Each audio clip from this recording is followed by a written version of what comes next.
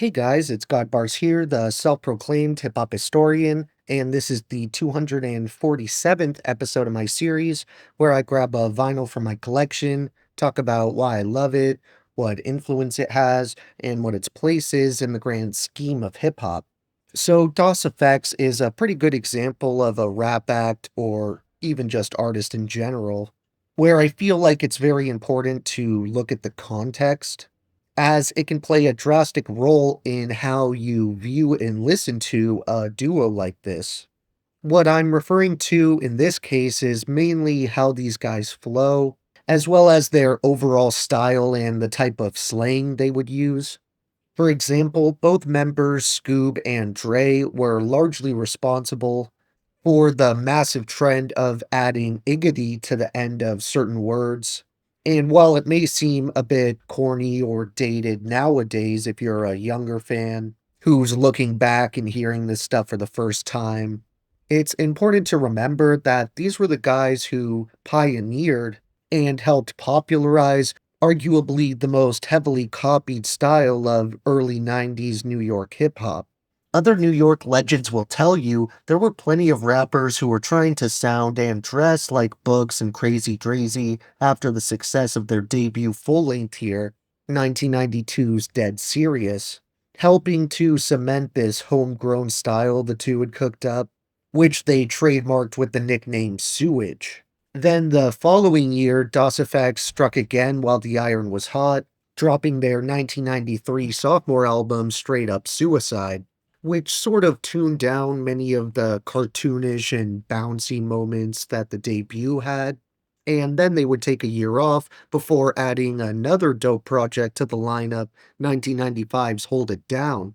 which had a couple career highlights for these guys in my opinion, like Represent the Real with KRS-One, as well as Real Hip Hop along with the Pete Rock remix. But I'm getting a bit ahead of myself, so I should back up to give some more background on their early days because DOS Effects actually initially formed way back in 1988, where the two members began performing together after meeting at Virginia State University, with Scoob hailing from Brooklyn, New York, and with Crazy Drazy coming out of Teaneck, New Jersey. Shortly after they came together as a duo and began to make a name for themselves locally, DOS Effects would really get their foot in the door through their participation in a talent show, which, despite them not actually winning, did catch the attention of Eric Sermon and Parrish Smith, better known as the veteran hip hop duo EPMD, who were convinced by the impressive talent show performance to sign the duo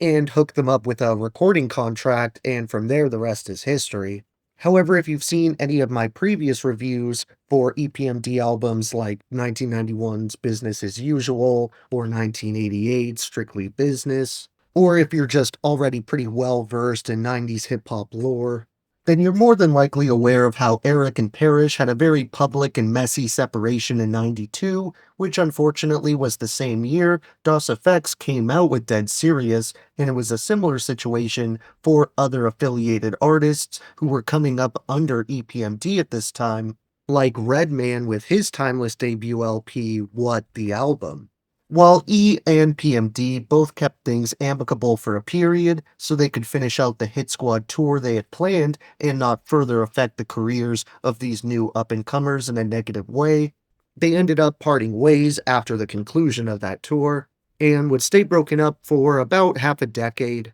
until they famously regrouped once again in 1997 for their Back in Business comeback album. But in between 92 and 97, all the artists underneath Eric and Parrish were put in a pretty hard to navigate situation where they were forced to choose a side and stick to it, which I don't think was really preferable for anybody involved. I mean, I feel like you can pretty confidently assume that was how they all felt about the situation, considering the split ultimately didn't last for more than 5 years. However, while it was going on, we saw Eric Sermon split off and form his infamous Dep Squad crew, which then was comprised of just Redman, Keith Murray, and Jamal, while PMD retained the Hit Squad name and had a roster consisting of K Solo, DJ Scratch, Top Quality, and of course the Diggity DOS Effects. While these guys definitely polished their sound and lyrical ability the further along they got in their discography,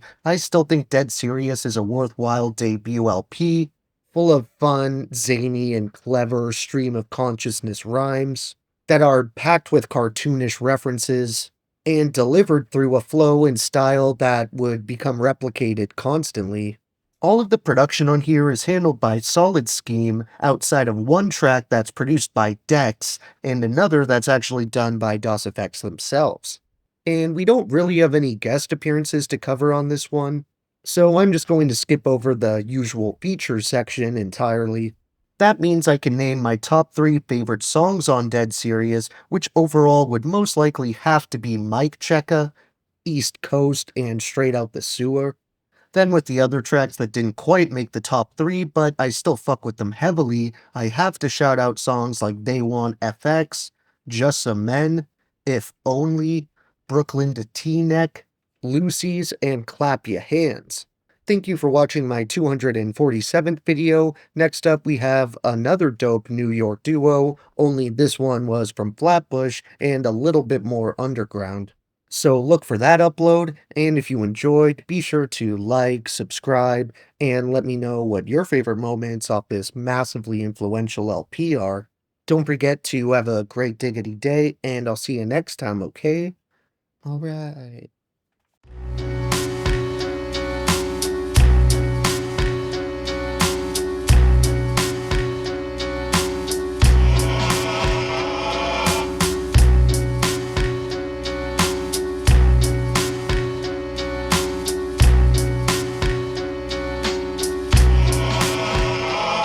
Look, the key to my soul is locked in the cage it opens. The framework was made from my own rib cue. What came first, the crack or the crack lighter? Whichever one the first fiend used to bring back fire.